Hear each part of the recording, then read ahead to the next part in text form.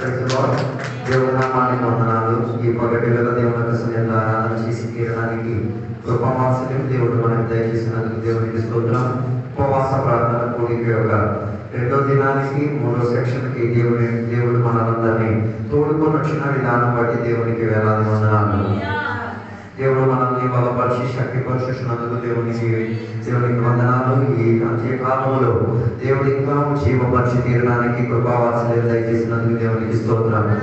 అనేక సంవత్సరాలు లేకపోతే అనేక నెలల తర్వాత ఫ్యాన్ వేసుకొని ఆరాధన చేసుకోగలిగే ఒక పరివేశం దేవుని యొక్క బిడ్డల్లో తయారైనందుకు దేవునికి నేను కృతజ్ఞత కలిగి ఉండి తీరుతున్నాను.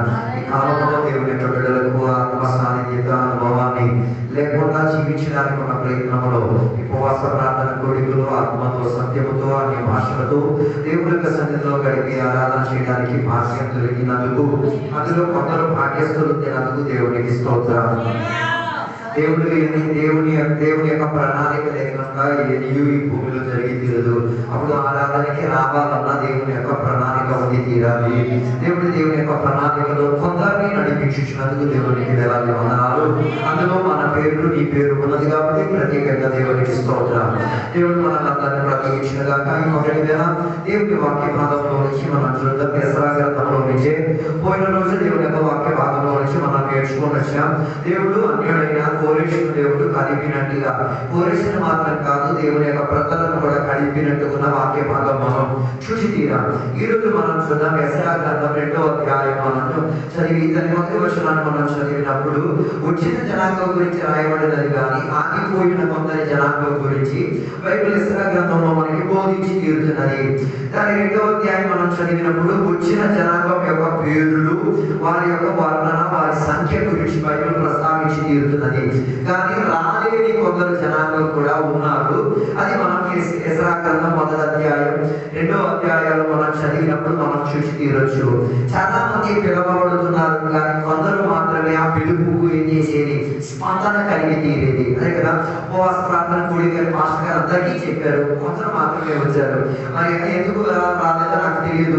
ఎప్పుడు జరిగే ఒక సిద్ధాంతమే పిలవబడేది అందరికీ కానీ కొందరు మాత్రమే దేవుని లెక్కించుకు తీరేది. ఎందుకు కొందరు మాత్రమే వచ్చేది, అనేకులు రాకుండా ఉండేది అన్న దాని గురించి ఈ పక్కటి వేళ దేవుని యొక్క వాక్య భాగంలో మనం పరిశోధించుకుందాం.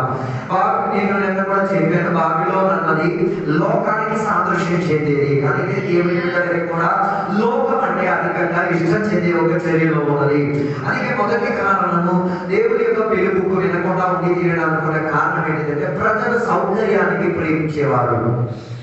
జీవితంలో అన్ని సౌకర్యం చెందేటట్టుగా ఉంటే అనేక మంది ప్రజలు ఏం చేయరు, సౌకర్యాన్ని ఎంచుకు తీరి దుఃఖపడే యొక్క అవకాశాన్ని ఏం చేయరు, ఎన్నికపరచుకు తీరరు.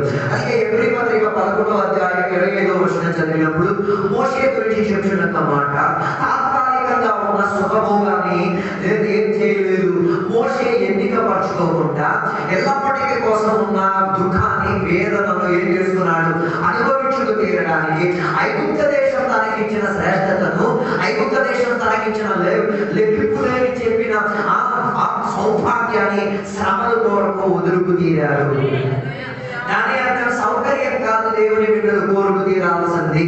నువ్వు సౌకర్యం కోరి తీరితే నువ్వు ఆత్మీయతలో ఒక అడుగు కూడా ముందుకు వెళ్ళలేవు. దానికి మంచి ఉదాహరణ యెషయా గ్రంథంలో చదివితే మనం చూడగలిగేది. కొంతమంది వచ్చి నిర్మాణం చేశారు. 2వ అధ్యాయంలో దాన్ని 2వ వచనం నుంచి కిందకి చదవగలిగితే 11 మంది పేరు రాయబడి ఉన్నది. కానీ నెహెమ్యా గ్రంథం 7వ అధ్యాయం 7వ వచనం చదివినప్పుడు 12 మంది పేరు రాయబడి ఉన్నది. ఒకటి పేరు ఇక్కడ రాయబడి లేదు. అప్పుడు మీకు డౌట్ రావచ్చు, బైబిల్ ఏమైనా తప్పు ఉంటుంది. ఒక చోట్ల 12 మంది పేరు రాసి ఒక చోట్ల 12 మంది పేరు రాయకపోవడానికి బైబిల్ తప్పేమో అని కొందరు అనుకుంటారు. బైబిల్ తప్పేం కాదు.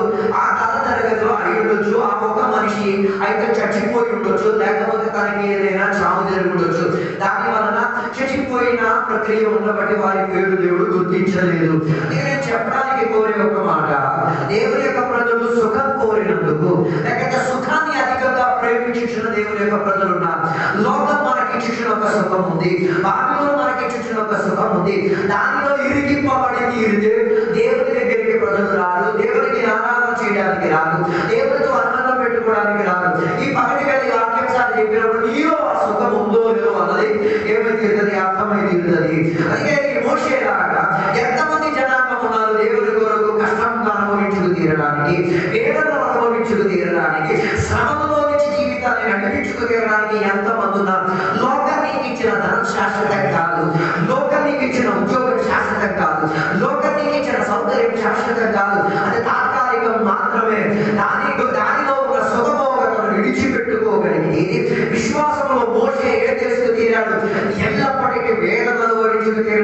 ప్రయత్నం చేసుకోగలిగారు. అందుకే చాలా మందికి సుఖం అంటే చాలా ఇష్టం. సుఖంలో జీవితాన్ని నడిపించు. చాలా మంది దేవుడి దగ్గరికి వచ్చేదే సుఖం పొందడానికి. అందుకే 90% మన సంఘంలో 90% మంది దేవుడి అద్భుతాలు చూసి వచ్చిన వాళ్ళే. నేను చెప్పేది అద్భుతాలు చూసి వచ్చిన వాడు నిలకడతంగా ఉండలేడు. వాస్తవం అది. ఎందుకు తెలుసా? ఒక అద్భుతం జరిగితే ఇంకొక అద్భుతం కావాలి, ఇంకొక అద్భుతం అయితే ఇంకొక అద్భుతం కావాలి. ఇలా అద్భుతాలు కోరిక తీరితే అద్భుతం మాత్రమే నీకు దేవుడు తీరుతుంది. నిజమైన దేవుడు నీకు దేవుడు కాదు, దేవుడు కాకుండా ఉండిపోయి తీరుతాడు. అందుకే నేను చెప్తా ఉన్నాను కదా ఉద్దేశం, నీ సౌందర్యం కొరకు ప్రేమించిన వాడు ఏం చేయలేడు. దేవుడు ఇచ్చిన పిలుపుకు స్పందించలేడు. దేవుడి పిలుపుకు ఏం కాలేదు, చర్చించుకు తీరలేదు. అలాగైతే సౌందర్యం కాదు కోరాల్సింది, దేవుడితో అనుబంధాన్ని కోరి తీరాలి. అందుకే బైబిల్ గ్రంథంలో అధికారానికి శాతంగా ఉన్న ప్రజలు సౌకర్యం కొరకు దేవుడిని వెతికినట్టుగా మనకి కనబడుతుంది. నిర్గమకాండం 16వ అధ్యాయం 2, 3, 4 వచనాలు జరిగినప్పుడు కొంత ఇశ్రాయేలు ప్రజలను దేవుడు ఏం చేశారు? ఐగుప్తు దేశంలో దేవుడిని విడిపించి తీరారు. కానీ ఐగుప్తు దేశంలో నుంచి ప్రయాణమై తీరుచి ఉన్న ప్రయాణంలో ఆహారం కోసం కొట్టుకురాడుతున్నట్టుగా నేను కూడా చూసాను. ఆహారం కోసం కొట్టుకున్నాను. మన సంఘంలో 1వ తారీఖు భోజనాలు అయినాయి. కొంత ఆహారం కోసం కొట్టుకునేది మేము చూసుకున్నాం. సంఘ బిడ్డలు ఉన్నది 30 కుటుంబాలు. 30 కుటుంబాల కోసం ఆహారం తీసుకోవాలన్న ఆర్థిక పరిజ్ఞానం మనకు రాలేదు. గొప్ప దేవునికి సేవ చేస్తున్నా, గొప్ప దేవుడు అంటే 30 మంది ఉన్నా 30 కుటుంబాలకి సరిపడిపోయేటట్టుగా ఆహారం సిద్ధపరచబడింది. కానీ కొందరు మాత్రం తీసుకెళ్ళి స్వార్థపరుడుగా వెళ్ళి తినేసే దేవుడికి స్వార్థం చెప్పారు. దానికి అర్థం వారి సౌందర్యాన్ని కోరారు కాబట్టి. అందుకే పక్కన తిన్నాడా లేదా, ఇంకొకటి తీసుకెళ్ళాడా లేదా, నా ఇంటికి వచ్చి నా పిల్లలు తిన్నాడు కానీ తినలేనోడు, తినడానికి మనసు చూపించలేనోడు, ఇంటికి తీసుకెళ్ళలేనోడు గురించి ఎవరు గుర్తించట్లేదు. కారణం ఇది సౌందర్యానికి మనం ప్రేమించున్నాం కాబట్టి. అందుకే ఆహారం మనకి సౌకర్యం ఇచ్చేది. ఆహారానికి తినేటివి కూడా చాలా మంది ఏం చేస్తున్నారు? ఆహారం కోసం దేవుడు విడిచిపెట్టి తీరుతారు. అందుకే ఉపవాస కూడికలకి ఎవరు రాదు. అదే భోజన కూడిక పెట్టిన లిస్ట్ దిగిపోతుంది. ఏ కారణం పెడితే భోజనమే చాలా మందికి సౌకర్యం ఇచ్చి తినేది. అందుకే దేవుని యొక్క వాక్యం కూడా చెప్తున్నది, యేసయ్యతో జీవించిన శిష్యులు, యేసయ్యతో ప్రయాణం చేసిన శిష్యులు ఆ రొట్టి తినుట చూచి కొందరు ఏం చేశారు?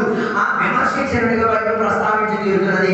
ఏది చేతులు కలగకుండా తినడం వలన విమర్శ ఇచ్చుకు తీరే ఒక ప్రయత్నం ఆ పరిస్థితిలో మనం చూడగలిగి తీరితే శిష్యులు ప్రయాణం చేసిన ప్రయాణంలో వారికి ఆకలిసింది, తినేసింది. ఆకలిస్తే తినాలే తప్ప కకృతికి తినకూడదు. అందుకే కకృతికి తినాలి. ఇశ్రాయేలు ప్రజలు ఏం చేశారు? ఆహారం కోసం దేవుని వ్యతిరేకంగా సనుగులాడడానికి ప్రయత్నం చేశారు. అన్ని సందర్భంలో విందులు జరుగుతున్నాయి కానీ ఫీజుల కోసం కొట్టుకునేది మనం చూసుకోవచ్చు. అరే దేవుని పేరట తింటున్నా, దేవుని పేరట ఆనందిస్తున్నా, ఫీజు ఏది దొరికితే ఏమైంది, ఏదో ఒకటి తినేసి ఏం చేయాలో దేవునికి కనపరచుకోవడానికి ప్రయత్నం. ఐగుప్తు దేశంలో ఇదే ప్రజలు ఉన్నప్పుడు వారికి ఏం దొరికేది? బానిసత్వానికి చెందిన ఎంగిలిపోతులు దొరికేది. రాజు దాచిపెట్టి ఉంచిన దానిని వీరికే చేసేవారు, అందించుకొని ఇచ్చేవారు. నేను రేషన్కి నేనేం తప్పినమేం అనట్లేదు. రేషన్ ఫుడ్ కూడా ఎవరో దాచిపెట్టి ఉంచినది మనకి ఫ్రీగా దొరికేది. అధికంగా రేషన్ ఫుడ్ తినొద్దని నేను అనట్లేదు. కానీ అది గవర్నమెంట్ మనకి ఇచ్చేది ఏంటో తెలుసా? ఆ మంచిది తినేసి మనకేం చేస్తున్నారు? వేస్ట్ అన్నది ఇస్తున్నారు. దాని అర్థం రేషన్ ఫుడ్ వేస్ట్ అని నేను చెప్పట్లేదు. దాన్ని కూడా గౌరవించి తీరాలి. నేను చెప్పొచ్చే మాట, ఐగుప్తు దేశంలో వారు పని చేయకుండా వారికి దొరికేది. ఇప్పుడు అరణ్య మార్గంలోకి వచ్చినప్పుడు ఆహారం దొరకలేదని చెప్పి ఎవరి మీద పోటీ పడి తీరారు? దేవుని మీద పోటీ పడి తీరారు. దీనిని కూడా మనం కొత్త నిబంధనకు వచ్చినప్పుడు దీని యొక్క సారాంశం యేసయ్యతో జీవించిన మనుషుల్లో కూడా మనకి కనబడుతున్నది. యోహాను సువార్త పుస్తకంలో మనం చదవగలిగి తీరితే దాని 6వ అధ్యాయం 60వ వచనం నుంచి కిందకి చదివితే అక్కడ కూడా ఆహారం కోసం ప్రజలు దేవుని విడిచిపెట్టి తీరుతుందిగా. యేసయ్య చెప్పారు, నేను జీవము కలిగిన రొట్టిని అని చెప్పేటప్పుడు ప్రజలు దానిని గ్రహించి తీరడానికి ఏం కలగలేదు, మనసు కలగలేదు. అనేక మంది దేవుని విడిచిపెట్టి తీరారు. ఈ పక్కన ఉపవాస ప్రార్థన కూడా తింటేనా నీ ఆత్మీయతకు బలపరిచి తీరితే అది ఒక సౌకర్యం, అది శాశ్వతం కాదు. అర్థమైతే దేవునికి సొంతం అర్థం కాకపోతే దేవునికి ఇష్టపడతారు. దాని అర్థం కొందరు దేవుని దగ్గర కూర్చేది దేని కొరకు? భోజనం తినడానికి. అందుకే అద్భుతాలు చూసేటప్పుడు యేసయ్య చేశారు, వచ్చిన జనానికి ఆహారాన్ని సిద్ధపరిచారు. ఆహారం సిద్ధపరిచి యేసయ్యని రాజుగా చేసుకుని తీరడానికి ఏమై తీరారు, సిద్ధపాటు కలిగి తీరారు. అందుకే యోహాను సువార్త 6వ అధ్యాయంలో మనం చూస్తే యేసయ్య రొట్టి అన్న విషయం కొందరు అంగీకరించలేకపోయారు. నేటికి కూడా ఒక ప్రాబ్లం. అందుకే కదా కొందరు ఆరాధన ఏర్పడ్డది ఎందుకు, యేసయ్య రొట్టి అంత తెలియదు కాబట్టి. అర్థం కాలేదు. ఆరాధనకు అగ్గొట్టి తీరుతున్న ఒక వ్యక్తి చెప్తున్నాడు తెలుసా, నాకు భోజనమే ప్రాధాన్యం, నా కడుపు విషయం నేను చూసుకోవాలి తప్ప యేసయ్య రొట్టె అయితే నాకేంటిది, అది కాదు, అది సౌకర్యం, అది సుఖాన్ని ప్రేమించిన వాడే ఆహారం కోసం ఏం చేసేది, పోటీ పడేది, ప్రయాసపడి తీరేది. ఈ పగటి మీద యథార్థ దేవుని యొక్క బిడ్డలు చెప్పగలిగి తీరాలి, ఆహారం లేకపోయినా పర్వాలేదు, యెహోవా దేవుడు నాకు రొట్టె తీరితే ఆ రొట్టె నేనేం చేయొచ్చు, పుదించి తీరొచ్చు. అందుకే బైబిల్ చెప్తున్న మాట, దేవుని యొక్క వాక్యం ద్వారా మనుషులు జీవించగలుగుతారు. అది ఎలాంటి జీవితాలు, సుఖాన్ని వదలగలిగిన వాడు జీవించుకోగలిగి తీరుతాడు. అందుకే ఆహారం పైన అధిక శాతం మంది దేవుని బిడ్డలకి కూడా ఏముంది, ఒక పిచ్చి ఉంది. ఆ పిచ్చి నీకు సౌకర్యం, అది నీకు ఏం చేసి తీరుతుంది, లోక సాంప్రదాయంలో ఇరికి చేసి తీరుతుంది. పట్టణంలో ఉండిపోవడానికి ఆచారానికి వెళ్ళకుండా దేవుడికి అనుబంధం పెట్టడం అన్ని ఇరికి చేసి తీరుతుంది. అలా ఉండి తీరితే అది నీ ఆత్మీయతకు చావు తెప్పించి తీరుతుంది. అందుకే శిష్యులు కొందరు యేసయ్యని ఏం చేయాలనుకున్నారు, విడిచిపెడతామని కోరుకున్నారు. అందుకే నేటికి కూడా నేను చెప్తున్నాను, ఈ రోజు కూడా యేసయ్య జీవం కలిగిన రొట్టియే, విడవ కలిగిన వాడు విడిచి వెళ్ళిపోయి తీరొచ్చు, కానీ యేసయ్య రొట్టిగా అంగీకరించిన వాడు ఏం చేయొచ్చు, యేసయ్య ఇచ్చిన మన్నాను తినగలిగి, యేసయ్య ఇచ్చిన ఆహారాన్ని తినగలిగేటట్టుగా జీవిత వాతావరణం సిద్ధపరచుకు తీరొచ్చు. అందుకే నేను చెప్పి రావడాలన్నమాట, ఆహారం ఏం చేసింది, కొందరికి సౌకర్యం తీరేది. మూడోదిగా ప్రస్తావించే మాట, మొదటి శమూయేలు గ్రంథం 2వ అధ్యాయం 17వ వచనం మనం చదివేటప్పుడు అక్కడైతే ఏలీ ఉన్న పిల్లల గురించి బైబిల్ ఇక్కడ ప్రస్తావించినది. ఏలీ యొక్క పిల్లలు ఎవరు తెలుసా, పురోహితులు, యాజకులు, లేకపోతే ప్రజల పట్ల ఏం చేసేవాళ్ళు, ప్రజల పట్ల ఏం చేసేది, యాజకత్వం చేసేటట్టు వారు. కానీ వారు ఏం చేసేవారు తెలుసా, బలి అర్పించిన వేదిక నుంచి మంచి మంచి మాంసం మొక్కలు ఏం చేసేవారు, ఎత్తుకెళ్ళిపోయేవారు. ఈ పిచ్చి మన దాకా కూడా చదువుతున్నాయి. మంచి మంచివన్నీ ఏరుకుంటారు, పనికిరానివన్నీ పక్కకు పడేస్తారు. ఎన్నిసార్లు నేను చూశాను, దేవుడి పేరట అన్నాలు కూరలు అన్నీ వండేసి అందరు కలిసి వండిన తర్వాత తీసుకెళ్ళకపోతే కారం విజేస్తారు. మరి వండుతున్నావు దేనికి, కారం విసురుతున్నావు దేనికి, అర్థం కాదు. సేమ్ ఏది పిల్లలకున్న సామాన్య మనలో దూరింది. మంచిని మాత్రం దిగిద్ది, మంచిది కానీ పక్కకు పెట్టారు. హలో, ఎక్కడి నుంచి వాళ్ళు తీశారని బైబిల్ చెప్తున్నది, బలివేదిక నుంచి. అంటే బలివేదిక నుంచి తీయగలిగే మనగాళ్ళు ఉంటే ఆరాధన నుంచి కూడా తీసే మనగాళ్ళు ఉన్నారు. మనం తీసేవలేదు అన్నది నువ్వు వివేచించుకొని క్షమాపణ దేవుడికి నువ్వు అడిగేసి సరిపడుకోవడానికి ప్రయత్నం చేసుకుని రాదు. అందుకే వారికి దేవుడి గురించి తెలుసు, ఏ పిల్లలకి దేవుడి గురించి తెలుసు, దేవుడి యొక్క ప్రజలు ఏ రీతిగా నడిపించుకోవాలో తెలుసు. వారేం చేస్తారు తెలుసా, ఒక పక్క బలి అర్పణలు జరిగేటప్పుడు అందులో నుంచి ఏం చేసేవాళ్ళు, అందరూ చూస్తూ ఉండగానే ఈ పగటి వేళ దేవుడు కూడా సౌకర్యం కోసం ఎదిగిన నీవు దేవుని యొక్క మందిరంలో వచ్చి దేవుడికి సేవించి తీరి, దేవుడికి గణపరచుకు తీరి, దొంగసాటుగా చేసేది ఏం కాదు, అది మంచిది కాదు, అది నీ శరీరానికి సుఖమిచ్చేదే. దానికి బయట ప్రస్తావించేది, అలా చేయటం వల్ల ఏం చేసిన, ఏది కూడా తన పిల్లలకు ఏం చేయలేదు, బుద్ధి చెప్పలేకపోయాడు. ఒకసారి దేవుని మందిరంలో ఉంచి దొంగతనం చేసుకొని తినగలిగే ఒక వ్యక్తిగా ఉండి తీరితే ఆయనకి సౌకర్యం కలదు.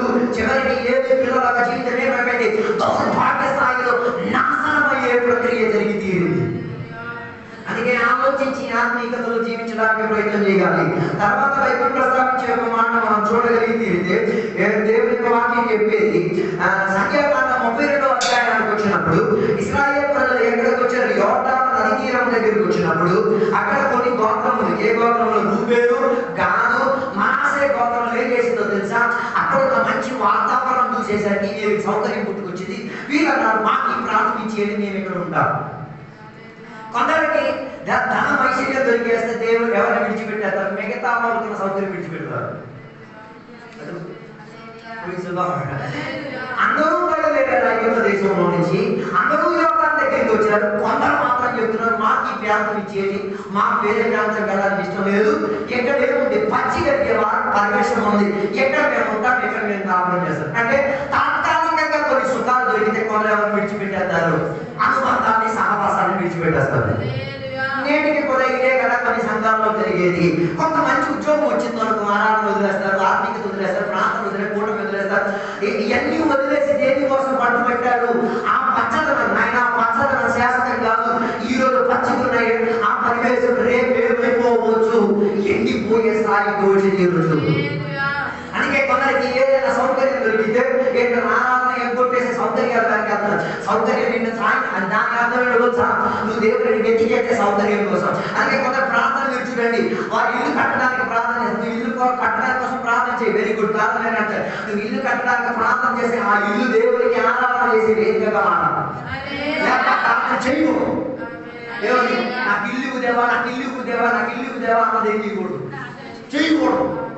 అదో అందరూ ఇల్లు కోసం ప్రార్థన చేస్తారు. ఆ ఇంట్లో ఎప్పుడు పేదలు ఉండరు, ఆ ఇంట్లో ఏ ఆత్మీకుడికి రావడానికి అవకాశం ఉండదు, ఆ ఇంట్లో అభిషక్తులకు పడుకోవడానికి చోటు దొరకదు. మరి ఆ ఇల్లు కట్టుకున్న దేనికి? నీ స్వార్థం కోసం. అందుకే కదా కొన్ని ఇళ్లలో ఎప్పుడు కూడా ఒక్క విశ్వాసంగా రాత్రి కావాలి. మరి ఆ ఇంట్లో మంచాలు లేవు కదా, ఆ ఇంట్లో పడుకోవడానికి సౌకర్యం లేదు కదా, మరి ఆ ఇల్లు కట్టించిన దేవుడు కాదేమో. అందుకే బైబిల్ చెప్పేది, ఇల్లు కట్టించిన వాడు దేవుడు. ఆ ఇల్లు యొక్క నిర్మాణాన్ని నిలబడంత పరిచేవాడు మాత్రం కాదు, ఆ ఇంటి సభ్యులను ఐక్యతలోకి తీసుకొచ్చేవాడు కూడా దేవుడే.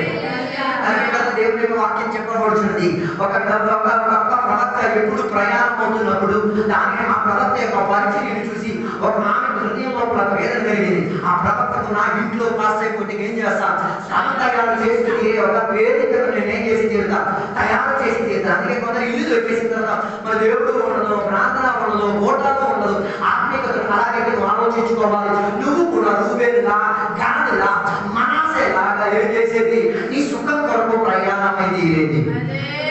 అందుకే సుఖం దొరికి తీరితే, సుఖం దొరికిన తర్వాత దేవుడు వద్దు, దేవుడితో అనుబంధం వద్దు, ఆత్మిక చర్య వద్దు, ఏమి వద్దు అన్న రీతిగా ఏం చేసేది బతికే వాళ్ళు ఈనాటికి కూడా ఉన్నారు అని బైబిల్ చెప్పుచున్నది. తర్వాత బైబిల్ చెప్పుచున్న మన మత్తయి సువార్తలో పుస్తకం 19వ అధ్యాయానికి వచ్చినప్పుడు ఒకడు యేసయ్య దగ్గరికి వచ్చి, యేసయ్య మంచి బాగుడు అని చెప్పి ఆయన ఏం చేశాడు తెలుసా, దేవుడి దగ్గర నుంచి నిత్య జీవం పొందుకు తీరడానికి ఆతృత చెంది తీరా, నిత్య జీవం పొందుకు తీరడానికి ఆతృత చెందినప్పుడు యేసయ్య ఒకే ఒక మాట అన్నారు. యేసయ్యకి చెప్పిన మాట తెలుసా, ధర్మశాస్త్రంలో నెరవేర్చమని. వెంటనే ఏం చెప్పాడు తెలుసా యేసయ్యకి, యేసయ్య ధర్మశాస్త్రం మొత్తం ఏం చేస్తున్నాను, నెరవేర్చలేదు. అప్పుడు యేసయ్యకి చెప్పిన మాట, ఓకే ధర్మశాస్త్రంలో చిరుపితనంలో నుంచి నెరవేర్చుకున్నాడు, ఇప్పుడు ఒక పని చేయి, నీకున్న ఆయుష్కి ఏం చేయి, మొత్తం పేదలకి ఇచ్చి నన్ను ఏం చేయాలి. ఈ మాట చెప్పితే ఎంతమంది వదిలేస్తారు దేవుడు. అందుకే కదా మన సంఘాల్లో ఇలాంటి ఛాలెంజింగ్ ఫ్యాక్టర్ ఉన్న వాళ్ళు ఎవరు లేరు. సొంత ఆస్తి మొత్తం ఏం చేసేసి రాసి ఇచ్చేసి యేసయ్యను వెంబడించి అలాంటి వాళ్ళు కూడా ఆత్మిక చర్యలో ఉన్నారు, చేస్తున్నారు, జీవిస్తున్నారు. నేను చెప్పినాను నా ఉద్దేశం, ఈ పసివాడు ఎందుకు దేవుని దగ్గర నుంచి దుఃఖాలు రాకుండా వచ్చాడు, నిత్య జీవం కోసం ఏం వదులుకోలేకపోయాడు, తన డబ్బులను వదులుకోలేకపోయాడు, ఆస్తిని వదులుకోలేకపోయాడు. ఈ పక్కన ఉపవాస ప్రార్థన కూడా నీకెంత మాత్రం నీ డబ్బు మీద, నీ ఆస్తి మీద మనసు ఉన్నది. ఈ రాత్రి వేళ దేవుడి గారి నీ దగ్గరికి వచ్చి ఆస్తి మొత్తం ఇచ్చేసి అంటే దేవుడి దగ్గరికి వస్తావా, ఆస్తి వదిలేస్తావా? సౌకర్యం ఉన్నాడు ఏం చేయడు ఒకడు. అందుకే పిల్లలకి పుట్టక ముందే పిల్లలకి ఏం చేస్తున్నారు, వాళ్ళ ఆస్తి గురించి మొత్తం అవగాహన చేసి తీరుతున్నారు. అందుకే పిల్లలు ఏ చదవరు, ఆస్తి మా నాయనకు ఉంది కదా దాన్ని నేనేం చేసి తీరుతారు, సొంతవాడి తీరుతారు. అంటే చిలిపితనంలోనే వేట పెడుతున్నారు. నువ్వు ఆస్తి కోసం బతికినాడు అని. యేసయ్యను నిజాయితీగా వెంబడించి తీరాలంటే ధనం మీద మనకేం ఉండకూడదు, ఆసక్తి ఉండకూడదు. అందుకే బైబిల్లో పాపానికి మూల కారణం ఒకటే, ఏంటిది, డబ్బు మీద ఉన్న ప్రేమ, సిరి మీద ఉన్న ఆసక్తి. డబ్బు మనకి కావాలి, అలాగని డబ్బు లేకపోతే బతకలేమన్న కాదు, డబ్బు లేకపోయినా మనం బతకవచ్చు. రుజువైన చరిత్ర బైబిల్ చెప్తున్నది. మరి డబ్బు ఉంటేనే బతకడం, మరి మీ దేవుడు డబ్బు దేవుడేమో. యేసయ్య దేవుడు అయితే డబ్బు అక్కర్లేదు. అందుకే కదా యేసయ్య ఒకసారి దేవాలయానికి వెళ్ళినప్పుడు పన్ను కట్టుకు తినడానికి ఆయన చేతిలో ఏముండేది కాదు, డబ్బు ఉండేది కాదు. ఆ సమయంలో ఆయన ఏం చేశాడు తెలుసా, ఎవరిని అడుక్కోవడానికి బదులుగా ఆయనకున్న ఆత్మిక ప్రవేశంలో శిష్యుడు పోయిన పితరుకు చెప్పి వెళ్ళి ఒడిసి వేసి ఏం చేసుకో, ఆ చేప యొక్క నోట్లో నుంచి నాణ్యం ఉంటది, ఆ నాణ్యం తీసుకొచ్చి నీకు నాకు ఉన్నది ఏం చేయాలి, ఇచ్చి తీయాలి. అలాగే దేవుడు నీకు డబ్బు ఇచ్చి తీరితే 50% నీ కోసం, 50% దేవుని కోసం. దేవుడు నీకు ఆస్తి ఇస్తే 50% నీ కోసం, 50% దేవుని కోసం. కొన్ని సంఘాలలో ఏంటంటే ఆరాధనకి స్థలం లేదు, గొప్ప అభ్యార్థం చేసేస్తారు. ఒక్కొక్కడికి 2 ఏసి 10 ఏసి 8 ఏసి ఎకరాలు ఉన్నాయి, ఒక్కొక్కడు 10 సెంట్లు దాకా ఇచ్చేస్తే ఒక సెంచి కట్టచ్చు. ఇవ్వలేడు. కారణం ఏంటిది, యథార్థంగా దేవుడిని ప్రేమించేవాడు దేవుడు అడగక ముందు ఇచ్చేస్తాడు. ధనవంతుడికి ఆ రోజు ఏం కలిగింది? ఎంత ఆనందంతో యేసయ్య దగ్గరికి వచ్చి పొగిడి చెప్పాడు, అన్ని ధర్మశాస్త్ర విధులు నిన్ను పాటిస్తున్నాను, ఈ పాట యేసయ్య నీకు వచ్చి అడిగితే నువ్వు కూడా ఇదే కదా పాట చెప్పేది, నేను వాక్యాలన్నీ పాటిస్తున్నాను, ఇవ్వగలుగుతావా? నీకు నా ఆస్తిని ఇచ్చేవాళ్ళు వెలుగులో ఉన్నాయి. అందుకే అపోస్తల క్రియలో మనం చదవగలిగి తీరితే సంఘం యొక్క ఐక్యత నిమిత్తం వారు ఏం చేశారు? ఆస్తులు అమ్ముకొని ఎవరి దగ్గరకు వచ్చేది? సేవకుల చేతికి వచ్చేసి ఇచ్చేసేవారు. అంటే అలాంటి ఆత్మిక చర్య కూడా దేవుని బిడ్డలో ఉంది. ఎవరు సుఖం కోరలేని వాడు. అందుకే ధనవంతుడు ఏమైంది తెలుసా? యేసయ్య దగ్గర నుంచి దుఃఖాక్రాంతుడై వెళ్ళితీరాడు. నేటికి కూడా ఆ మనిషి ఏం చేయలేదు, యేసయ్య దగ్గరికి తిరిగి రాలే. అందుకే డబ్బు మీద ఉన్న సుఖం, లేకపోతే ఆస్తి మీద ఉన్న సుఖం నీకు యేసయ్య దగ్గర తీసుకురాను, రాలేదు. నువ్వు యేసయ్యతో కలిపి జీవించలేవు. హల్లెలూయా. డబ్బు కోసం దేవునికి డబ్బుకి ఒకే రీతిగా ఏం చేయలేవు, సేవించి తీరదు. ఎవరికి బైబిల్ చెప్పేది? డబ్బు నీకు ఇచ్చే సౌకర్యం, డబ్బు నీకు ఇచ్చే సుఖం, డబ్బు నీకు ఇచ్చిన శ్రేష్టత ఆ దేవుడు ఇచ్చేటట్టుగా దేవుడు ఇచ్చిన దానికన్నా భిన్నత చెందేది. అందుకే కొందరికి ఇప్పుడు ఇక్కడ తెలియట్లేదు. లోకంలో రెండు దేవుళ్ళు ఉన్నది. ఒకటి డబ్బు, రెండోది దేవుడు. దేవుడిని ప్రేమించిన వాడు డబ్బుని ప్రేమించలేడు, డబ్బుని ప్రేమించిన వాడు దేవుడిని ప్రేమించలేడు. రెండు కలిపేసి నువ్వు ఏం చేయలేవు, ఆత్మిక చర్య నటించుకోలేవు. డబ్బు ఉన్నోడు డబ్బు లేనోడు, డబ్బు ఉన్నోడు డబ్బుని ఆధారం చేసుకొని అన్ని పనులు చేస్తాడు. డబ్బు లేనోడు డబ్బు లేని దాని మీద ఆధారం చేసుకొని. బైబిల్ చెప్పేది డబ్బు ఉన్న విషయం చెప్పట్లేదు, డబ్బు లేని విషయం చెప్పట్లేదు. ఏ పరిస్థితుల్లోనైనా బతికి తీరాలనుకున్నా దేవుడు కృపను మనకు అందించి తీరాడు. అందుకే కదా అందరికి మీటింగ్ పెట్టరా ఆయన అని చెప్తే డబ్బులు లేదండి, ఆ దేవుడు డబ్బే. అందుకే అడిగి ఏమనిపించట్లేదు. కొందరు ఇంట్లో పేదలు పెట్టించారు, మిక్చర్లు ఇవ్వాలని మేము పేదలు పెట్టించాం. 600 రూపాయలు మిక్చర్ కొనుక్కోలేదండి. హలో, నీకు ఎవరైనా చెప్పారు 600 మిక్చర్ ఇవ్వాలని ఎవరైనా చెప్పారు? ప్రార్థన పెట్టించడానికి ఏం కావాలి? నలుగురు విశ్వాసులు కావాలి, ఒక మాస్టర్ గారు కావాలి, కొన్ని పాటలు కావాలి, కొంతసేపు ఆరాధన దగ్గరికి సమయం కావాలి. అంతే తప్ప అందరికీ ఏమైనా పెట్టాలన్న ఉద్దేశం లేదు. నాకు రావాల్సిన సమయం ఉంటే పెట్టగలిగే స్తోమత దేవుడు ఇస్తే పెట్టుకొని చేయొచ్చు దేవుడు. హలో, అందుకే కొందరు ఏం చేయాలి? ఇంటికాడ ఆరాధన పెట్టించుకోరు, ఇంటికాడ ఫోటోలు పెట్టుకోరు. కారణం ఏంటిది? సౌకర్యం ఉంటేనే జరిగేది. యథార్థదేశంలో పెట్టు చెప్పొచ్చు, నాకు సౌకర్యం లేకపోయినా పర్వాలేదు. అందుకే పౌరుగా చెప్తున్న మాట, నేను పేదరికంలో కూడా బతకడం నాకు తెలుసు, దాని సమృద్ధిలో కూడా నాకు బతకడం తెలుసు, అన్ని ఉన్నట్లా బతకడం తెలుసు, ఏమి లేనట్లా కూడా బతకడం తెలుసు. పౌరు గురించి బైబిల్ ప్రస్తావించేది, ఇంత ధనవంతుడు, ఐశ్వర్యవంతుడు, శ్రేష్టవంతుడు, అభిషేకుడైన వాడు చివరికి చచ్చేటప్పుడు ఒక దుప్పటి కూడా తనకి దొరకలేదు. చెప్పగలిగితే గుండె మీద చేయించి చెప్పగలిగితే ఒక దుప్పటి కూడా నేను లోకం నుంచి నేను ఏం చేయలేదు. తీసే చివరికి చలి తట్టుకోలేక ఆయన పేక పోసేటప్పుడు ఒంటి మీద ఏ ఉండేది కాదు, ఒక చలిపోటు కూడా ఉండేది కాదు. దాని అంత సౌకర్యాన్ని త్యజించుకున్నాడు. శరీరంలో ఎంత దెబ్బలు ఉన్నాయో, శరీరంలో ఎంత వేదన ఉన్నాయో, ఆ చలి కాసిన వేదనలో కూడా తన ఆత్మిక స్నేహితులకు చెప్పిన మాట, కర్మోసింటి కాడ ఉంచిన ఆ వస్తువులన్నీ ఏం చేయాలి? నాకు తెచ్చి ఇవ్వాలి. కానీ మేము విశ్వాసం చాలా మంచివాళ్ళు కదా, తెచ్చిచ్చేవాళ్ళు. హల్లెలూయా. ఏం చేయలేదు, మాస్టర్ గారు పలికారు కానీ తోటి సామాన్యుడు ఏం చేయలేదు. ఆయన తీసుకొచ్చే లోపల ఈ ప్రాణం పోయింది. కంఫర్ట్ సౌకర్యం కావాలి అందరికి, సౌకర్యం. కొందరు ప్రార్థన కూడా సౌకర్య ప్రార్థన లేదు. ఇది కావాలి, అది కావాలి, ఇది కావాలి, ఇది కావాలి, అది కావాలి. ఈ లిస్టులు ఆగదు. ఈ సౌకర్యం నుంచి బయటకు రా. ఈ పక్కటి మనం తెలుసుకు తీరాలి. సౌకర్యంతో ఏసైని కనబడించి తీరితే చివరికి నీకు వచ్చేది దుఃఖమే, చివరికి నీకు కలిగేది వేదనే, చివరికి నీ జీవితంలో కనిపించేది ఏంటో తెలుసా? ఆత్మిక చర్య లేని ఉన్న అనుభవంగానే తీరేది. అందుకే నేను చెప్పొచ్చిన మాట, దేవుడికి విడరాల సౌకర్యానికి కాదు, మనం ప్రేమించి తీరాలి. దేవుడి చెప్పిన మాటను మనం ప్రేమించగలిగి తీరాలి. అందుకే దేవుడు చెప్పిన దానిని కొందరు ఏమి తీరు పాటించి తీరరు. అందుకే పాస్టర్ గారు ఎప్పుడు కొందరు సంబంధాల గురించి మాట్లాడుతుంటారు, దాన్ని వీరు పాస్టర్ గారు చెప్పిన సంబంధానికి ఏం చెప్పి చెప్పరు. మరి అలాంటి పాస్టర్ గారి దగ్గర చెప్పడం లేదు, మాకు పెళ్లి చేయించండి. ఆయన మనసు కలిగిన మనసాక్షి కలిగిన మనిషి కాబట్టి ప్రార్థన చేసి ప్రేమించి చెప్తున్నప్పుడు నువ్వు చేయలేనప్పుడు దాని అర్థం నీకు ఒక సొంత ఇష్టం ఉంది. ఆ ఇష్టం వ్యతిరేకంగా నువ్వు ఏం చేయలేవు, దేవుని కొరకు ఏం చేసి తీరలేవు. అందుకే నేను చెప్పిన ఉండాలనుకున్న ఉద్దేశం ఆ సౌకర్యాన్ని అధికంగా ప్రేమించి తీరితే నీకు రావాల్సిన మేలులన్నీ ఆగిపోయి తీరుతుంది. మత్తయి సువార్తల పుస్తకం 17వ అధ్యాయం 4వ వచనంలో యేసయ్య తన శిష్యులతో పాటు కలిపి ఎక్కడికి వెళ్ళారు? రూపాంతరం చెందే కొండకు వెళ్ళేటప్పుడు శిష్యులు శిష్యులతో కొందరు చెప్తున్న మాట ఏంటి తెలుసా? ఇక్కడ మేము ఏం చేస్తాం? 3 బర్ణశాలను కడతాం.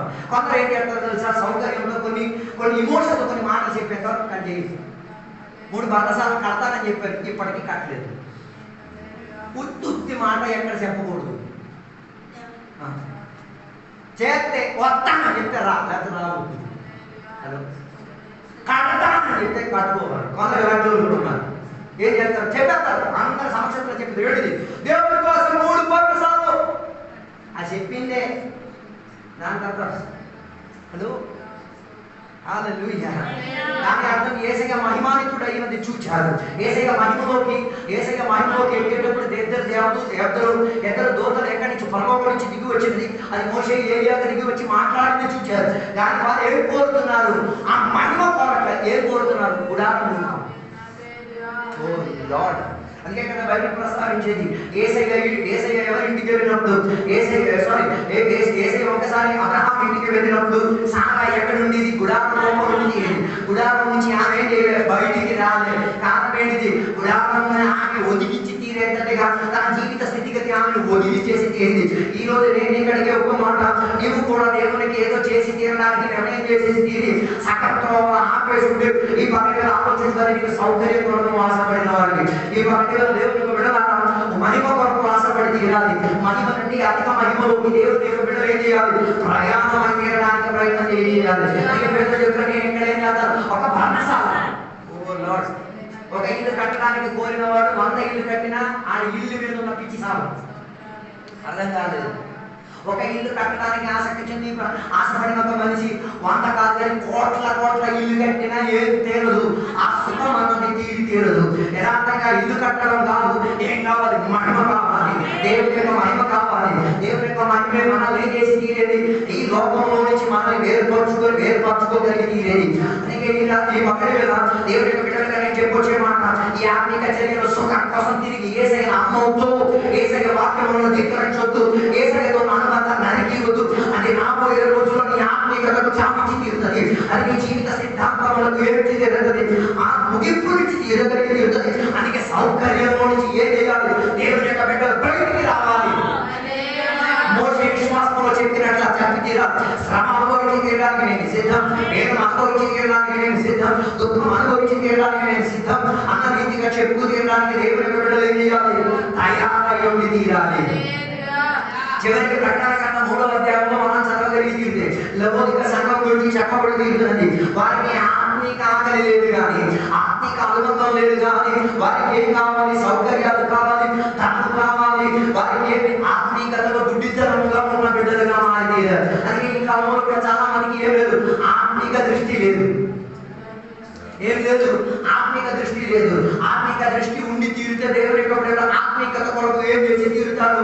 ప్రయాసపడి తీరుతారు. ఎలాగ పని కోసం మనం ప్రయాసపడి తీరుతున్నాం, ఆ ఆత్మ కోసం నీకు ప్రయాసం ఉందా?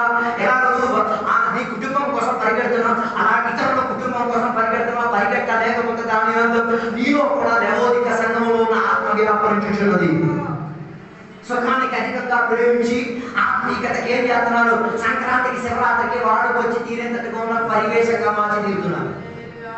అందుకే కదా మా సంఘంలో ఉన్న ఏ కూటమిలన్నీ ఏమైపోయింది? ఒక కాసేపట్టుకున్న ఆనంద పరివేశంగా మారి తీరింది. సంఘం ఎంత మాత్రం దిగజారిపోయిందో అన్నది ఈ పక్కన అర్థం చేసుకుని రాదు. ఇలాంటి శాపం చెందిన బతుకులో నీ జీవితం ఉండి తీరితే ఈ పక్కన బయటికి రా. నువ్వు బబిలోనులో ఉన్నావు, నువ్వు లోకంలో ఉన్నావు, నువ్వు దేవునితో నీకేం లేదు, ఏ రీతి కలిగిన అనుబంధం లేదు అన్నది నేనేం చేయొచ్చు? ప్రస్తావించి తీరొచ్చు. అందుకే ఈ పక్కన నచ్చితే అంతమంది బయటికి రా, లేకపోతే అక్కడే బతుకుంటూ తీరు. తర్వాత నీ జీవితంలో జరిగిన నాశనం నువ్వు ఓరు నీ కుటుంబం నువ్వేం తెలుసుకోవచ్చు, చూచి తీరొచ్చు. అందుకే వచ్చిన జనాంగం ఎక్కడి నుంచి? బబిలోను దేశం నుంచి వచ్చిన జనాంగం దేవుని కోసం బుద్ధిని కట్టింది, దేవుని యొక్క ప్రజలను సిద్ధపరిచి తీరింది, దేవునికి గణపరిచి తీరేది. ఆత్మిక పరివేశంలోకి వచ్చి తీరదు. బబిలోనులో మిగిలిన చరిత్ర ఏమైందంటే బైబిల్ కూడా వారి చరిత్ర గురించి ఏం చేయలేదు, గుర్తించి తీరట్లేదు. అలాగే ఉపవాస ప్రార్థన కూడికలు నీ పేరు పరలోకంలో రాయబడి ఉంది, కరెక్టే, నేను కాదని నేను అనట్లే. కానీ ఆ పేరు కొట్టబడగలిగే స్థాయి కూడా ఎవరి చేతిలో ఉంది? దేవుడి చేతిలో ఉంది. దేవుడి కన్నా దేవుడి అధికంగా ప్రేమించింది దేవుడే అధికారిక ప్రాధాన్యత, దేవుడి వాక్యమే అధికారిక ప్రాధాన్యత, ఆధ్యాత్మే అధికారిక ప్రాధాన్యత, ఉపవాసమే అధికారిక ప్రాధాన్యత, ఆత్మీయులతో సహవాసం అధికారిక ప్రాధాన్యత. అది నీకు అధిక ప్రాధాన్యత కాకపోతే ఆత్మీక నిగమనంలోకి వెళ్తున్నాం, ఆత్మీక గుడ్డితనంలోకి వెళ్తున్నాం, ఆత్మీక నాశనంలోకి వెళ్తున్నాం, ఆత్మీక అత్యాచారంలోకి వెళ్తున్నాం, ఆత్మీక వ్యతిరేకంగా వెళ్తున్నాం. అది నీకు సౌఖ్యం ఇచ్చి తీరదు, అది నీకు విడుదల ఇచ్చి తీరదు, అది నీకు నెమ్మది ఇచ్చి తీరదు, అది నీకు అది నేను ఎప్పుడు చెప్పి నీకు అర్థం కాకపోతే చరిత్ర నీకు నేర్పించి తీరుతున్నాను. నీకు అర్థం అందుకే దేవుడు వెళ్ళా, దేవుడు 15 సంవత్సరాలు ఆశించే ముందు దేవుడి యొక్క దాసుకి చెప్పిన మాట, నీకున్నదాన్ని చక్కబెట్టుకో, ఈ ఉపవాస ప్రాంతాలు కొడుకులు చక్కబెట్టుకో, వాటిని చక్కబెట్టేసుకో. అది కుటుంబ విషయం కావచ్చు, ఆత్మీయ విషయం కావచ్చు, తప్పు విషయం కావచ్చు, పని విషయం కావచ్చు, అనాత్మిక విషయం కావచ్చు, ఏదైనా చక్కబెట్టుకుంటే దేవుడు నీకేం చేయవచ్చు? సాయం చేయవచ్చు.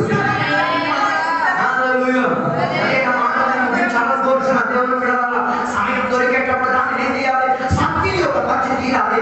అవకాశం దొరికేటప్పుడు దాన్ని వాడుకు తీరాలి. సౌకర్యాలు దొరికేటప్పుడు దాన్ని ఏం చేయాలి? దేవుని కొరకు పనికొచ్చేటట్టుగా మాటి తీరాలి. లేదు ఎల్లుడి ఆదరణ అతని ఆదరణ చేస్తే అది ఏనాడు జరిగే ఒక పని కాదు. అందుకే బైబిల్ ప్రస్తావించే ఒక మాట ఉంది, దేవుని యొక్క సువార్త చెప్పి తీరడానికి ఎప్పుడు సిద్ధం కలిగే మనసుతో ఉండి తీరాలి. దేవుని యొక్క పని చేసి తీరడానికి ఎప్పుడు ఏమంటే ఉజ్జీవం కలిగిన ఆత్మలో ఉండి తీరాలి. దేవుని యొక్క పని చేసి తీరడానికి, దేవుడికి కనపరిచి దేవుని ఆరాధన చేసి తీరడానికి, దేవుడికి ఆరాధన కార్యం చేసి తీరడానికి ఎప్పుడు ప్రిపేర్డ్నెస్తో ఉండి తీరాలి. ఎప్పుడు ఏ నీతి కలిగే సందర్భాలు వస్తాయో మనం చెప్పుకు తీరలేము. అలాంటి ఆహారం కోసం తిరగక, అలాంటి కోసం తిరగక, అలాంటి సందర్భంలో ఆస్తి కోసం తిరగక, అలాంటి సందర్భంలో దేవుడికి వ్యతిరేకంగా తిరగక దేవుడికి దగ్గర తీరాలి. దేవునికి ఎంతో సమీపస్తులై తీరుతారు. ఆయన కూడా సమీపస్తుడిగా ఆత్మీయులను వెతుకుతున్న దేవుడు, ఆత్మీయులను అపరక్షించిన దేవుడు, ఆత్మీయుల ద్వారా దేవుడు కట్టే దేవుడు, ఆత్మీయుల ద్వారా నిర్మాణం చేసే దేవుడు, ఆత్మీయుల ద్వారా దేవుడు బాగుపరిచే దేవుడు. నీ జీవితం ఒకసారి నిస్తానంగా చేసి పరిశోధించు. మనసాక్షి నీతో మాట్లాడితే సౌకర్యం నుంచి బయటికి రా, సుఖం నుంచి బయటికి రా, నీకు ఆనందం కలిగే వారికి బయటికి రా, చెప్పు ఈ తాత్కాలిక సుఖం రాబోదు. నేను శ్రమంలో దిగడానికి రెడీ, నేను నిప్పుల్లో దిగడానికి రెడీ, నేను పంటలో దిగడానికి రెడీ, నేను వేరే చేసే గర్భానికి తాగడానికి రెడీ, నేను దేవుడి కొరకు బాధపడడానికి రెడీ, నేను దేవుడి కొరకు గాయపడడానికి రెడీ, నేను దేవుడి కొరకు శ్రమ అనుభవించడానికి రెడీ, నేను దేవుడి కొరకు ఎన్ని భారం పోయడానికి రెడీ, నేను దేవుడి కొరకు సిలువెక్కి ఏం చేస్తాను? నా ప్రాణత్యాగం చేసి తీరుతానని ఒప్పుకు తీరగలిగే ఒక సిద్ధాంతం ఈ 17 ఉపవాస ప్రార్థన గుడిలో నీ జీవితంలో జరిగి తీరుతాక దానికోసం మనం ప్రయాసమై తీరుతాం. లేదు నాకు ఇదే నాకు సౌకర్యం ఉంది, మీ ఇష్టం మీ కష్టం, మీకు రావాల్సిన జీవితంలో ఉన్న నాశనం కలిగిన చర్య రాబోయే రోజుల్లో చూచే బాగా కోరి వస్తామంటే దానికి కూడా నీకు అవకాశం ఉంది. ఈ వాక్యాలను దేవుడు అందరిలో తీర్చిన కాక.